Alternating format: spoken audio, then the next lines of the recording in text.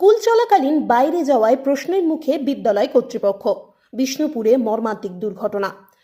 Class নবম শ্রেণীর 3 ছাত্র দ্বারকেশ্বর নদীতে স্নান করতে গিয়ে জলে তলিয়ে যায়। মঙ্গলবার দুপুর প্রায় 1:30 নাগাদ ঘটনাটি ঘটে বিষ্ণুপুর থানার অন্তর্গত সুভাষপল্লী সংলগ্ন দ্বারকেশ্বর নদের ঘাটে।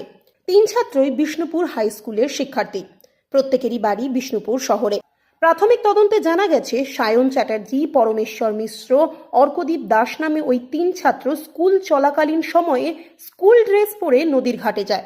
স্থানীয়দের অনুমান, তারা জল দেখতে ও ছবি তুলতে গিয়েই নদীতে নামে এবং তারপরেই ঘটে বিপত্তি। ঘটনার খবর পেয়ে তড়িঘড়ি ঘটনাস্থলে পৌঁছায় বিষ্ণুপুর থানার পুলিশ ও সিভিল ডিফেন্সের কর্মীরা। নদীতে দীর্ঘক্ষণ তল্লাশি চালিয়েও রাত পর্যন্ত কাউকে উদ্ধার করা যায়নি। ঘটনার 18 ঘন্টা পর বুধবার সকালে বিষ্ণুপুর সিভিল ডিফেন্স ও আসানসোল থেকে আসা পুলিশের রাজ্য বিপর্যয় মোকাবিলা বাহিনীর যৌথ অভিযানে উদ্ধার হয় পরমেশ্বর মিশ্র ও অর্কদীপ দাসের দেহ। এখনও নিখোঁজ রয়েছে সায়ন চ্যাটার্জির দেহ। তল্লাশি অভিযান অব্যাহত রয়েছে। ঘটনার পর বিষ্ণুপুর শহরে নেমে এসেছে শোকের ছায়া। স্থানীয়দের প্রশ্ন, বিদ্যালয়ের নিয়ন্ত্রণ ও নজরদারির অভাবে কেন এমন মর্মান্তিক দুর্ঘটনা ঘটল? প্রশাসনের পক্ষ থেকে এই ঘটনার পূর্ণাঙ্গ তদন্তের আশ্বাস দেওয়া হয়েছে। একটা স্কুলের মধ্যে 7-8 জন ছেলে চলে যাচ্ছে, কোনো মাস্টারদের কোনো ভূক্ষেপ নেই। এইটার জন্য প্রশাসনকে একটা দায়িত্ব নেওয়া দরকার। শুধু হাই স্কুল হয়, টাউন স্কুল বলুন, মেশিন স্কুল বলুন, শিবদাস বলুন, সব স্কুল এবার রাস্তাঘাটে সব স্কুল ড্রেস পরে চারদিকে ঘুরছে। কিন্তু ব্যাপারটা হচ্ছে লালবাগানে সবাই আড্ডা মারছে স্কুল ড্রেস পরে, কিন্তু সেটা প্রশাসনকে দায়িত্ব নেওয়া দরকার একান্ত। আজকে আমাদের একটা বন্ধু ছেলে মারা গেছে, আজকে আরও ছেলে মারা যেতে পারে, অনেক কিছু ঘটনা ঘটতে পারে, সেটা কিন্তু প্রশাসনকে একটা দায়িত্ব নেওয়া দরকার। কজনকে উদ্ধার হয়েছে? এখন 2 জনকে তো উদ্ধার হয়েছে, এখন সায়নকে পাওয়া যাচ্ছে না। সায়নকে বলছে খোঁজাখুঁজি চলছে।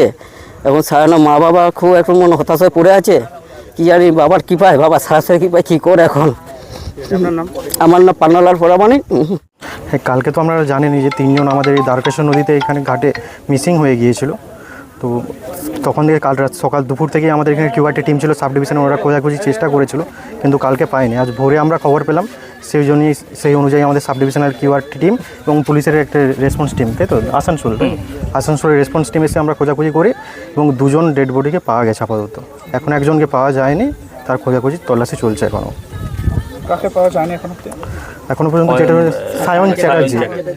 সায়ন চ্যাটার্জি বলে যিনি আছেন, ওকে এখন খোঁজা চলছে, ওকে এখনো পাওয়া যায়নি। মানে ঘটনাস্থল থেকে কত দূর, মানে কতটা, কোনখান থেকে পাওয়া গেল, কতটা দূরে? প্রায় 1.5 কিলোমিটার বেশি। প্রায় 1.5 একটা মধ্যে 1.5 কিলোমিটার। একটা সুভাষপল্লী আর একটা কাটনা।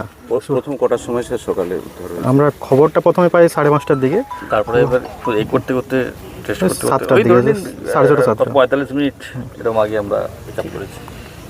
ঠিক আছে।